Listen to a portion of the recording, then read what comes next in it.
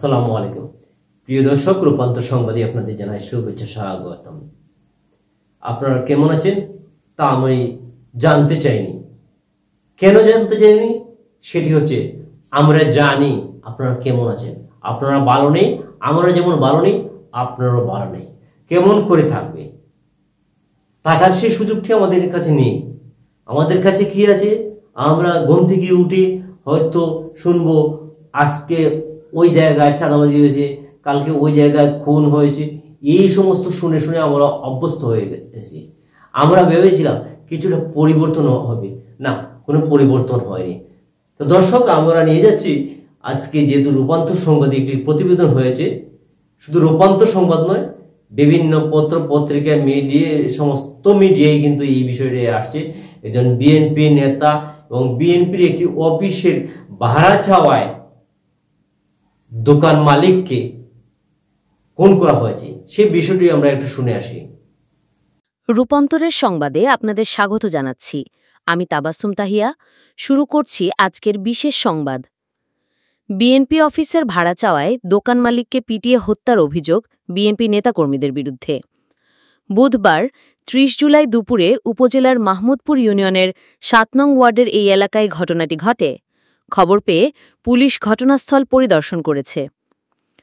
এলাকাবাসী জানান, ৫ অগস্টের পর নারায়ণগঞ্জের ২৫০০ মাহমুদপুর ইউনিয়নের ৭ নম্বর ওয়ার্ড বিএনপির কার্যালয় করার জন্য নিহত জাহাঙ্গীরের কাছ থেকে অফিসটি ভাড়া নেয় স্থানীয় ওয়ার্ড বিএনপির সাবেক সাধারণ সম্পাদক তোতা মেম্বার। সকালে বকেয়া ১০,০০০ টাকা ভাড়া চাইতে গেলে তোতা মেম্বার তার ছেলেসহ কয়েকজনের সঙ্গে জাহাঙ্গীরের বাগবিতণ্ডা হয়। এক পর্যায়ে তাকে মারধর করলে সে আহত হয়ে পড়ে। পরে তাকে উদ্ধার করে উপজেলা স্বাস্থ্য কমপ্লেক্সে নিয়ে গেলে কর্তব্যরত চিকিৎসক তাকে মৃত বলে ঘোষণা করেন। ২৫০০ থানার অফিস ইনচার্জ খন্দকার নাসির উদ্দিন জানান, গত বছরের ৫ অগস্টের পর মাহমুদপুর ইউনিয়ন বিএনপির সাবেক সাধারণ সম্পাদক তোতা মিয়া শালমুদি বাজারের জাহাঙ্গীরের কাছ থেকে বছরে ৩০,০০০ টাকা ভাড়া চুক্তিতে ৩টি দোকান ভাড়া নেন। এর একটি দোকানে ৭ নম্বর ওয়ার্ড বিএনপির কার্যালয় স্থাপন করেন। বাকি ২টি দোকানের ভাড়া পরিশোধ করলেও যে দোকানটিতে মাহমুদপুর ইউনিয়ন বিএনপির কার্যালয় করা হয় সেই দোকানে ভাড়া পরিশোধ করেননি তোতা মিয়া।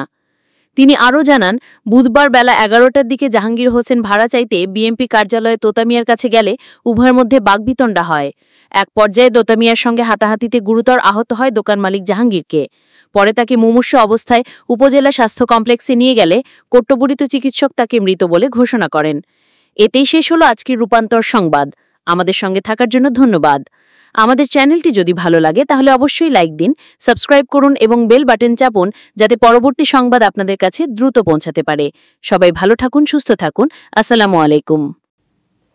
দর্শক, আপনারা শুনলেন এবং দেখলেন প্রতিবেদনটি। আপনাদের কাছে আর আমাদের বলতে হবে না কি ঘটনা ঘটেছে। বাংলাদেশ সরকারের পক্ষ থেকে বিভিন্ন ধরনের উদ্যোগ নেওয়া হচ্ছে, কিন্তু আসলে কোনো উদ্যোগই কাজ হচ্ছে না। হবে কেমন করে? আমরা এমন এক জাতি, আমরা আজকেই শুনলাম, আজকে সকালে জানলাম রিয়াদ নামে যে ছেলেটিকে সমন্বয়ক আটক করা হয়েছে চাঁদাবাজির অভিযোগে, তার বাসা থেকে 2,25,00,000 টাকার চেক উদ্ধার করা হয়েছে। সে কি করছে? বিভিন্ন জনের কাছ থেকে এই চেকগুলা নিয়েছিল, ক্রমান্বয়ে কিন্তু এগুলা কিন্তু সে ব্যাংক থেকে উত্তোলন করত। তো আজকে আমরা যে বিষয়টা আসলে খুবই মর্মান্তিক বিষয়, তবু বলা যাচ্ছে বিএনপির এগুলো করা উচিত নয়। বিএনপি আসলে সঠিক হতে হবে।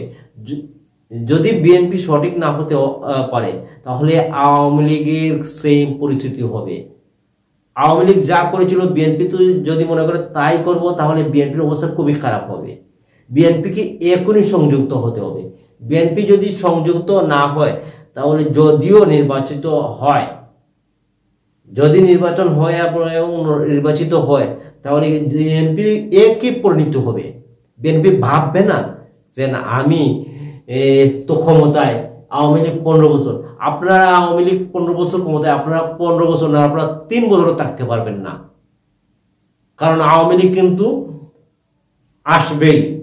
আপনারা আওয়ামী লীগকে রাখতে পারবেন না, দমিয়ে রাখতে পারবেন না। আওয়ামী লীগ কিন্তু কামব্যাক করবে, তখন কিন্তু আপনাদের অবস্থা আরো শোচনীয় হবে, শোচনীয়ভাবে পালাতে হবে।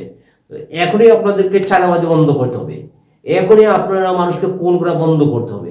যদি খুন বন্ধ করতে পারেন না, যদি আপনারা খুন রাহাজানির সঙ্গে থাকেন, তাহলে আপনারা জেনে রাখুন আপনারা বেশি দিন টিকতে পারবেন না। যদিও আপনারা ক্ষমতায় এখন সরাসরি নেই, তারপরে পূর্ণ ক্ষমতা আপনাদের কাছে আছে। যদি রাজনীতি করতে হবে সঠিকভাবে রাজনীতি করুন, দেশের জনগণকে নিয়ে করুন। এই চাঁদাবাজি, এই রাহাজানি, এগুলো জনগণ কিন্তু ভালো চোখে নিচ্ছে না। তো দর্শক, আজকে এই বিষয়টা নিয়ে আর কথা বাড়াচ্ছি না। আপনারা ভালো থাকবেন, সুস্থ থাকবেন। আল্লাহ হাফেজ, আসসালামু আলাইকুম।